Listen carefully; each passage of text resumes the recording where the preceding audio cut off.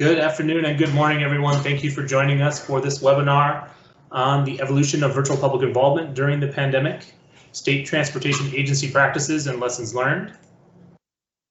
I do want to remind everyone about a few features about Microsoft Teams. If you do need any live captioning service, you have the ability to turn that on yourself using the More Options menu at the top of your screen. Select the three dots and then select Turn on Live Captions.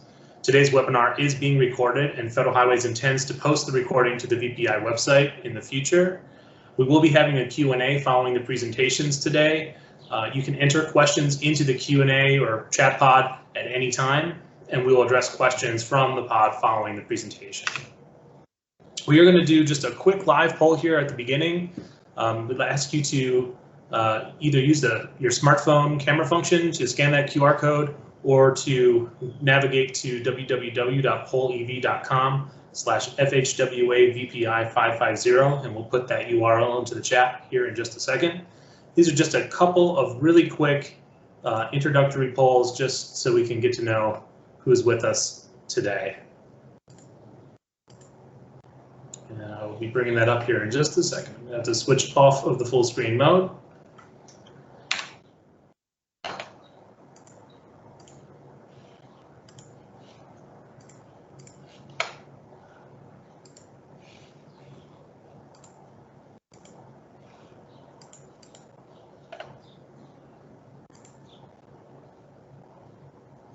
And hopefully you guys can see that on your screen. I'm just going to be showing here what's showing up on our screen. Thank you for answering these couple of opening polls. The first one is, what type of agency do you work for? And we know that folks are putting their responses in now, so we appreciate that. Whether you're the state DOT, the metropolitan planning organization, local government, transit agency, consultant, if you're with US DOT or the Federal Highway Administration. And we see that most of our participants so far are from state DOTs and NPOs, but we have a good mix here with consultants, local governments, and US DOT involved as well. We appreciate that. And then what's your level of experience using VPI techniques? We have a few power users here, very high experience and high experience. It seems like the majority are somewhere in the middle. And then thinking about your agency's use of virtual public involvement during the pandemic. How did that change? And it seems like, I think maybe not a big surprise that many agencies used a lot more VPI during the pandemic, although some stayed about the same or a little bit less.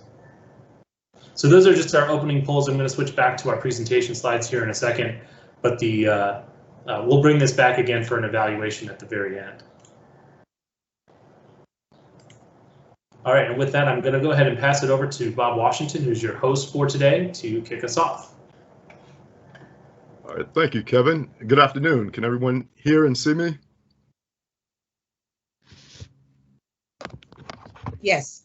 Excellent.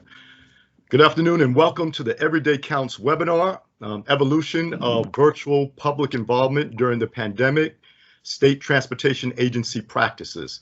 And so, as Kevin mentioned, I'm Bob Washington, a member of the EDC 6 core team on virtual public involvement. And I've had the joy of working with advancing virtual public involvement since 2018. I serve in the Office of Project Development and Environmental Review as Environmental Protection Specialist. I also serve as an SME for Public Involvement and Environmental Justice.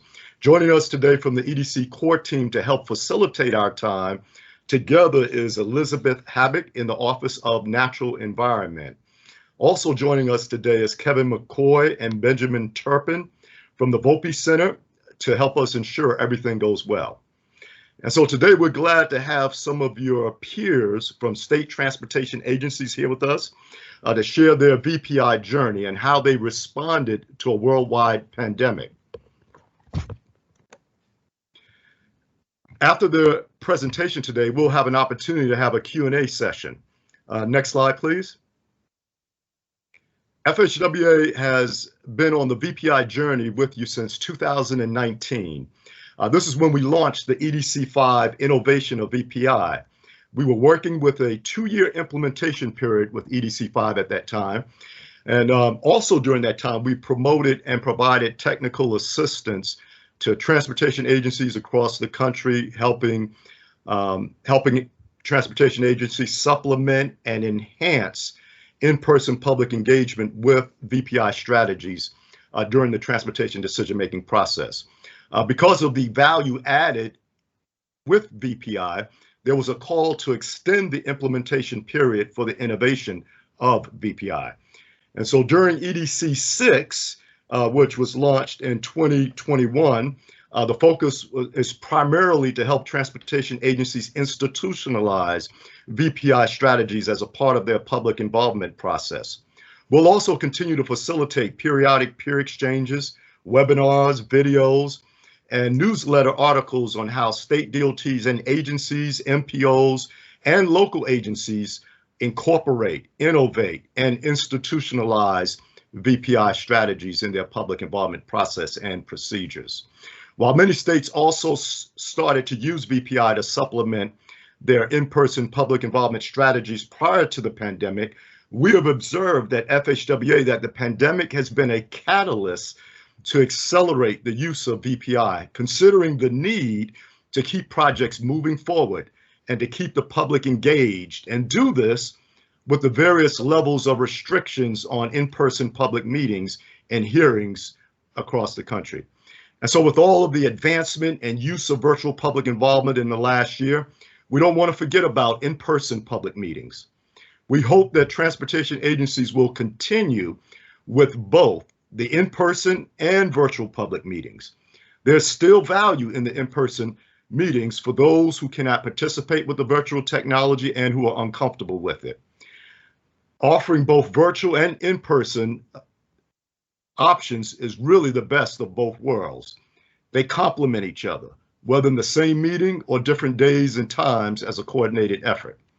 And so what we're here to talk about today is how VPI evolved during the pandemic and what these three state transportation agencies learned during the pandemic as they were thrown into the deep and came out on the other side.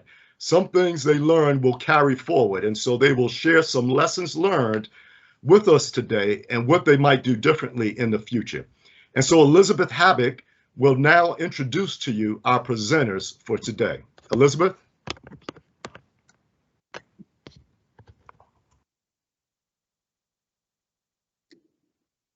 Thanks, Bob. That was great. Thanks for explaining how we were all thrown into the other side. That's a perfect way of, I guess, of explaining it. So today we have some great presenters from Ohio DOT and from Maryland Department of Transportation. I just wanted to give a brief introduction before we get started, and